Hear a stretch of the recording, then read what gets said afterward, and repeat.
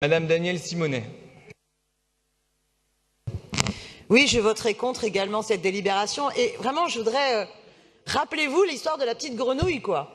La petite grenouille, vous la mettez dans un bain d'eau bouillante. D'un coup, forcément, elle se défend, elle sort du bain d'eau bouillante et elle peut s'en sortir. Mais si vous la mettez dans une eau tiède et que vous augmentez la température régulièrement, eh bien, elle ne s'en rend pas compte et puis elle va finir par mourir avec l'eau qui va se mettre à chauffer et à bouillir sans qu'elle n'en ait pris conscience.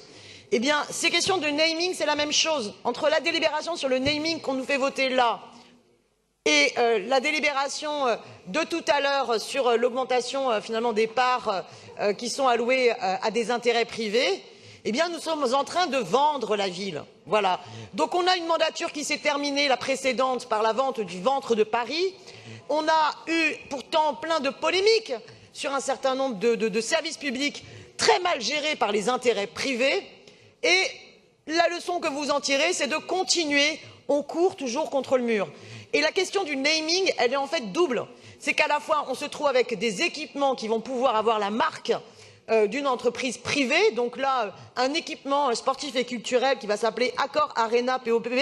Alors évidemment, la décision antérieure que vous avez prise, hélas, et qui faisait que ça s'appelait Accor Hôtel, j'en conviens, il y a peu de changements, puisqu'on est toujours sur du naming. Mais j'étais contre, j'étais en désaccord avec Accor, je suis en désaccord aujourd'hui avec Accor Arena POPB. Voilà, parce que ce naming, c'est en plus une logique d'aggravation de l'envahissement publicitaire sur la ville. Voilà. Et c'est vraiment les intérêts privés qui prennent leur marque sur la ville. Est-ce qu'un jour vous allez céder la Tour Eiffel à une entreprise telle que Coca-Cola, Vinci ou Suez? C'est ces questions-là, à un moment donné, qui se posent. Parce que vous l'avez dans tous les circuits.